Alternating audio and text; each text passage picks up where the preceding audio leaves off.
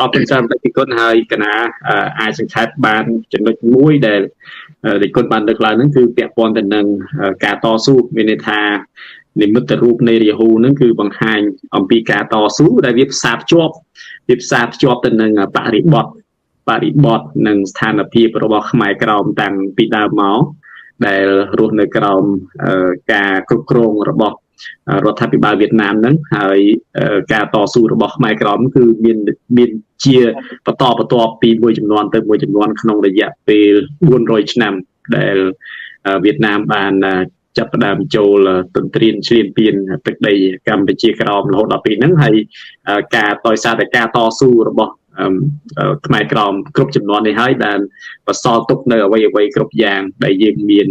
រហូតដល់ពេលបច្ចុប្បន្នហ្នឹងហើយវាផ្សារភ្ជាប់ដូច្នេះទូរាហូតាមដែលជំនុំទាធានលើកឡើងហ្នឹងគឺវាផ្សារភ្ជាប់ទៅនឹងការតស៊ូនេះឯងហើយយើងចង់រំលឹកឲ្យឃើញអំពីភាពតស៊ូរបស់ខ្មែរក្រមហ្នឹងហើយដើម្បីយើងយកមកផ្សារភ្ជាប់ទៅនឹងអ្វីដែលយើងធ្វើនៅពេលហ្នឹងបាទឥឡូវនេះខ្ញុំសូមងាកមកលោកតឹងម៉ាន់ឌិនវិញលោកតឹងម៉ាន់ឌិនយើងដឹងថាខ្ញុំសម្រួលនេះខ្ញុំចាំបាច់ត្រូវទៅសួរដើម្បីឲ្យមានការបកស្រាយចំឲ្យបងប្អូនខ្មែរក្រមយើងមួយចំនួនគាត់មានការងឿងឆ្ងល់ដែរពីព្រោះអីមុននឹងមានវត្តមាននៃទូរាហូហ្នឹងយើងដឹងស្រាប់ហើយថាខ្មែរក្រមមានបណ្ដាញផ្សព្វផ្សាយហ្នឹងមួយចំនួនដែរដែលបានបង្កើតឡើងហើយអ្នកដែលខ្មែរក្រមយើងតែងតែស្គាល់ណាបណ្ដាញផ្សព្វផ្សាយហ្នឹងមានដូចជា VOKK របស់សហព័ន្ធខ្មែរកម្ពុជាក្រមមានដូចជា KK CCTV របស់ប្រជាជនប៉ូសវឿងនៅខាងសហរដ្ឋអាមេរិកហើយមានបណ្ដាញផ្សព្វផ្សាយផ្សេងទៀតរបស់ខ្មែរក្រមដូចជាខ្មែរ K21 ជាដើមហើយថ្មីហ្នឹងមានទៀតឃើញមានដូចថាបណ្ដាញផ្សព្វផ្សាយដូចជាសារព័ត៌មានបាសាក់អីជាដើមដែលទៅឃើញប្រកាសថ្មីដែលរបស់ខ្មែរក្រមដែរហើយអាចមានប្រព័ន្ធផ្សព្វផ្សាយបណ្ដាញផ្សព្វផ្សាយផ្សេងទៀតដែលពាក់ព័ន្ធនឹងខ្មែរក្រមហេតុអីបានគិតថាការបង្កើតទូរាហូហ្នឹងវានៅពេលហ្នឹងវាជាការចាំបាច់ហើយតើវារួមចំណែកបែបណាសម្រាប់សង្គមខ្មែរក្រមហ្នឹងហើយតើការបង្កើតហ្នឹងវាយ៉ាងម៉េចដែរអាចជួយបកស្រាយទេថាតើវាអាចធ្វើឲ្យប៉ះពាល់ឬក៏វាអ្នកខ្លះគេអាចគិតថាវាជាការប្រជែងគ្នាអីរវាងខ្មែរក្រមនិងខ្មែរក្រមនៅក៏បែបណាតើលោកជួយបកស្រាយបែបម៉េចហ្នឹងសំណួរនេះខ្ញុំត្រូវទៅសួរដើម្បីមានការបកស្រាយបាទសូមជឿបាទអូខេជាបឋមខ្ញុំបណ្ដាសូមគោរពពីគុណទៀតធានហើយគោរពប្រធានរដ្ឋាភិបាលគ្រប់អង្គហើយគោរពសួរបងប្អូនយើងផងយូរហើយខាន់បានជួបណាអរគុណលោកធិរិនបានសួរសំណួរហ្នឹងហើយអាហ្នឹងវាតាមពិតទៅក៏យើងទៅនិយាយឲ្យច្បាស់ដែរណានិយាយឲ្យច្បាស់ដូចធិរិនបាននិយាយមិញអញ្ចឹងគឺថាបងប្អូនខាងខ្មែរយើងហ្នឹងសប្តាហ៍ហ្នឹងមានរបៀបទូរទស្សន៍ផងរបៀប talk show ផងខ្លះនោះវាចាត់ទុកទៅដូចជា talk show ចឹងណាទូរទស្សន៍ឥឡូវនិយាយពីខាងទូរទស្សន៍យើងមានខាងបងខាង VOKK បងខាងសហព័ន្ធហើយទី2នោះបងគូពូសួននៅខាងអូស្ត្រាលីហើយបើថា talk show ទេមានខាងលោក K21 ខាងស្អីពួកលោកជើយនៅខាង Washington State អីចឹងប៉ុន្តែយើងឃើញថាវាជាការចាំបាច់ហេតុអីបើយើងបង្កើតរាហូមួយទៀតទៅវាជន់គ្នាទេតើវាមានប្រជែងគ្នាជន់គ្នាទេអូខេអាហ្នឹងខ្ញុំសូមឆ្លើយថាអញ្ចេះទី1ឥឡូវនឹងប្រៀបទៅខាង VOKK ជា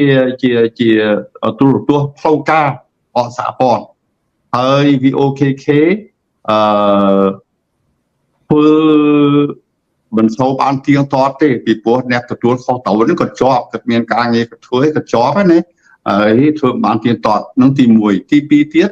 ក៏មិនបានផ្សាយព័ត៌មាននោះទូលំទូលាយណាភាគច្រើនវាផ្សាយតែរឿងនៅប្រទេសកម្ពុជាក្រោមទេតែរឿងផ្សេងរឿងនៅហាណូយរឿងនៅភ្នំពេញរឿងលើឆាកអន្តរជាតិក៏មិនសូវបានផ្សាយដែរហើយខាង KKCCTV ខាងអូស្ត្រាលីក៏ដូចគ្នាណាដូចគ្នាដែរហើយក្រៅពីហ្នឹងទៀតវាមានខាង talk show អី1 2អីចឹងតែដូច្នោះយើងគិតឃើញថាវាមិនទី1គឺថាវាព័ត៌មានដែលផ្សាយចេញហ្នឹងគឺថាវាមិនតាន់គ្រប់ជុងជ្រោយណាមិនតាន់ជុងជ្រោយហើយទី2ទៀតហ្នឹង ទោះបីខ្ញុំក្តីគុណទាធេនក្តីក្នុងគណៈកម្មការនយោបាយរបស់សហព័ន្ធពីព្រោះគំនិតខ្លះតល់ខ្លួនយើងចង់បញ្ចេញ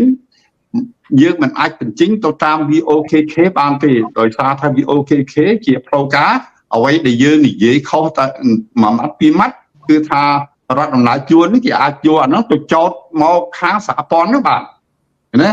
បើរាហូទេបើរាហូ TV ទេអាហ្នឹងគេគ្មានរឿងអីទៅចោទមកសហព័ន្ធទេពីព្រោះរឿងនេះរឿងជាក្រុម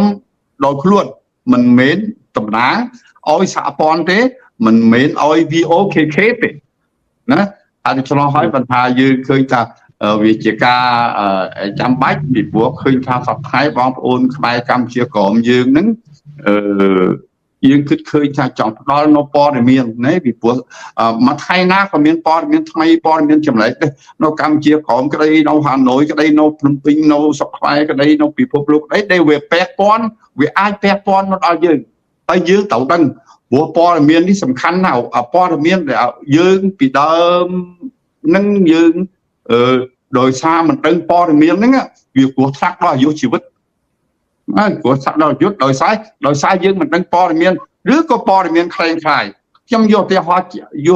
ជាក់ស្ដែងកាលឆ្នាំយកកូនគិតចូលមកឆ្នាំ75ហ្នឹងចូលមកតែ2ខែទេនៅខាងជញ្ញូហ្នឹងផលណាហើយផលដោយសារព័ត៌មានវាអត់ពិតអូអាកែងនឹងជួយឲ្យកប៉ាល់អាកែងនៅតាមសម្បត្តិអីដល់ពេញពេះអីចឹងគេនេះហើយដូច្នោះអាព័ត៌មានអីចឹងគឺថាវាមិនពិតវានាំឲ្យមានគ្រោះថ្នាក់ដល់អាយុជីវិតហើយថ្មីនេះខ្ញុំឃើញតាមFacebook តាម YouTube បងពួកណាខ្ញុំមិនដឹងថាពួកណាទេដូចជាមានឈ្មោះមេកុងគេអីចឹងគេថាអូចិនវាយឡើងទៅកោះត្រល់ហើយណានៃវាយយកមកអុយខ្មែរណានេះហើយដូច្នោះរឿងចឹងគឺថាវាអត់ពិតហើយយើងខ្ញុំតាមដានមើលខាងយើងហ្នឹងអត់មានផ្សាយថារឿងហ្នឹងមិនពិតយើងអត់មានផ្សាយទេណាដល់អញ្ចឹងទៅបងប្អូនយើងមួយចំនួនហ្នឹងគាត់អាចចេះចង់ជឿទៅតាមហ្នឹងដែរណាហើយគេអាចបញ្ឈួរថែមទៀតក៏មានណាធ្វើឲ្យយើងរឿងលោកអាហ្នឹងវាគ្រោះថ្នាក់ដល់អាយុជីវិតអញ្ចឹងហើយបើខាងទូបងរហូបងយើងទៅគឺថាវាជារឿងចាំបាច់ផ្ដល់នូវព័ត៌មានពិតនឹងណែនាំបញ្យលបងប្អូនយើងហើយនឹងសុំយោបល់បងប្អូនយើងឲ្យបងប្អូនយើងនឹងមានឱកាសបញ្ចេញយោបល់បញ្ចេញគំនិតហើយយើងនឹងពិគ្រោះគ្នាទៅតាមហ្នឹងហើយដូច្នោះហើយនោះវាជាការចាំបាច់ហើយ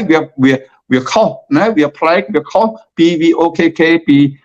CCTV អីចឹងហើយយើងឃើញថាជនជាតិឥឡូវយើងនិយាយថាជនជាតិយួនជនជាតិខាងខ្មែរនៅកម្ពុជាគឺថាគេមានប៉ុស្តិ៍ទូរទស្សន៍គេច្រើនណាស់ច្រើនមែនទែនពួក YouTuber គេក៏ច្រើនដែរចំណែកខ្មែរក្រមយើងបើនិយាយឲ្យចំវិញគឺថា YouTuber នោះមិនតាន់មានអ្នកណាមួយធ្វើ YouTuber ជា professional នោះអត់តាន់មានណាហើយដូច្នោះហើយយើងឃើញថានេះវាជាការចាំបាច់យើងត្រូវតែមានហ្នឹងហើយខ្ញុំមានប៉ុណ្ណឹងលោកធានបាទអរគុណច្រើនលោកតាំងបណ្ឌិតបានបញ្ជាក់ឲ្យបានច្បាស់ឲ្យបងប្អូនយើងក៏បានដឹងពីអីបងប្អូនយើងនៅជាពិសេសគឺបងប្អូននៅខាងកម្ពុជាក្រមប្រកបណាស់គាត់នឹងឆ្ងល់ថាតើRihu TV នឹងចេញមកពីណាប្រភពចេញមកពីណាអីចឹងទៅអាហ្នឹងឲ្យគាត់យល់អំពីរឿងហ្នឹងហើយសរុបសេចក្តីមកការបង្កើតឲ្យមានទូរទស្សន៍ Rihu នឹងមានដោយលោកតាំងបណ្ឌិតបានដឹកឡើងមានន័យថាគេមានបណ្ដាញព័ត៌មានច្រើនណាស់មិនមែនតែមួយច្រកទេហើយទូរទស្សន៍ Rihu កើតឡើងហ្នឹងគឺជាការជួយបំពេញគ្នានៅអ្វីដែលដូចថាបងប្អូនយើងក៏បានបង្កើតមុនហ្នឹងគាត់អត់ទាន់អាចលូកទៅដល់យើងនឹងបង្កើតអានេះដើម្បីបំពេញបន្ថែមដើម្បីលូកទៅដល់អំពីរឿងហ្នឹងឧទាហរណ៍ថារឿងរ៉ាវផ្សេងកើតលើពិភពលោកហើយទីខ្ញុំនឹងជម្រាបជូនប្រិយមិត្តថាតើយើងមានបេសកកម្មយើងមានទស្សនវិស័យយើងមានគោលបំណងបែបណាអីបន្ថែមទៀតទៅលើលោកតាំងបណ្ឌិតខ្ញុំនឹងរៀបរាប់បន្ថែមទៀតហ្នឹងយើងបានដឹងថាវាមានវិសាលភាពនៃការផ្សាយរបស់យើងនឹងយ៉ាងណាប៉ុន្តែគាត់ថាសរុបសេចក្តីមកការបង្កើតហ្នឹងគឺថាជាការជួយបំពេញគ្នាដើម្បីពំនាំព័ត៌មានទាំង live ដែលជុំវិញពិភពលោកហ្នឹងទៅឲ្យបងប្អូនប្រជាពលរដ្ឋជាពិសេសបងប្អូនប្រជាពលរដ្ឋខ្មែរក្រមហ្នឹងគាត់បានដឹងអំពីបរិបទនៃការវិវត្តស្ថានភាពនៃការវិវត្តនៅលើពិភពលោកនឹងវាដល់កម្រិតណាដើម្បីជាចំណេះដឹងរបស់គាត់ដើម្បីជាព័ត៌មានគាត់យកទៅធ្វើការវិភាគធ្វើការថ្លឹងថ្លែងហើយឆ្លុះបញ្ចាំងទៅនឹងទស្សនវិជ្ជាជាក់ស្ដែងនៃការឡើងនៅលើទឹកដីនៃដែនដីកម្ពុជាក្រមជាពិសេសហ្នឹងដើម្បីឲ្យគាត់នឹងអាចដើរទាន់បរិបទទៅលើពិភពលោកកុំឲ្យខ្វះនៅព័ត៌មានហើយ ហើយលោកទាំងបានដឹងក្តីទាំងប្រជាជនទៀតធេនក្តីសុទ្ធតែជាអ្នកដែលមានបទពិសោធន៍ច្រើននៅក្នុងការងារសង្គមហើយក៏ជាអ្នកតាមដានអ្នកសិក្សាស្រាវជ្រាវច្រើនអំពីរឿងរ៉ាវផ្សេងទាំងនៅដែនដីកម្ពុជាក្រោមប្រទេសកម្ពុជានៅក្នុងតំបន់និងនៅលើពិភពលោកហ្នឹងព្រោះយើងព្យាយាមនាំយកព័ត៌មានទាំងអស់ហ្នឹងចែកជូនទៅឲ្យប្រិយមិត្តដើម្បីបំពេញបន្ថែមនៅអ្វីដែលកន្លងទៅស្ថាប័នកន្លងទៅបណ្ដាញផ្សព្វផ្សាយរបស់យើងដែលកើតឡើងកន្លងទៅនឹងមិនទាន់បានបំពេញដល់មិនទាន់បំពេញគ្រប់បែបយ៉ាងហ្នឹងយើងព្យាយាមជួយបំពេញបន្ថែមមិនមែនថាការបង្កើតហ្នឹងយើងបំពេញឲ្យបានគ្រប់បែបយ៉ាងតែយើងព្យាយាមបំពេញអ្វីដែលចំណុចខ្វះខាតយើងជួយគ្នាទៅវិញទៅមកអានេះមានថាគឺជាការស្រាក់ដៃគ្នានៅក្នុងការជួយគ្នាបំពេញគ្នាទៅវិញទៅមក